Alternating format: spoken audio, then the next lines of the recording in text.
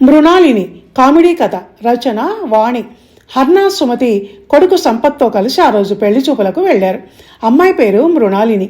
అద్భుతమైన అందం, అణుకువతో ఎక్కడా వంక పెట్టడానికి లేదు అన్నట్టు ఉంది. అక్కడే ఎస్ చెప్పేద్దామని కొడుకు వంక చూస్తే వద్దు అన్నట్టుగా సైగ చేశాడు సంపత్. ఆశ్చర్యంతో ఇంటికొచ్చి, ఏమైందిరా, అమ్మాయి ఎంత బాగుంటేను అని అడిగాడు తండ్రి. వద్దు అన్నానా, నన్ను కారణం అడగొద్దు అన్నాడు సంపత్.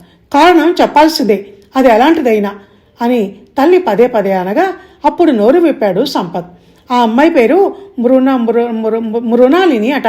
చాలా హార్డ్ పలకటం, పిలవటం. రేపు పెళ్ళయ్యాక నా పెళ్ళాన్ని ఎవరికైనా పరిచయం చేయాలంటే ఎంత కష్టం నాకు. పలకటం రాకపోతే అందరూ నవ్వుతారు అన్నాడు సంపత్. దాంతో పక్కున నవ్వారు హర్నా సుమతి. ఓ ఇంతేనా, డోంట్ వర్రీ, పెళ్లికి ముందు మృణాలిని మృణాలిని అని ఓ 100 సార్లు రాసి ఉచ్చారణ ప్రాక్టీస్ చెయ్యి, అదే వస్తుంది అన్నాడు హర్నాథ్ నవ్వుతూ. ధన్యవాదాలు.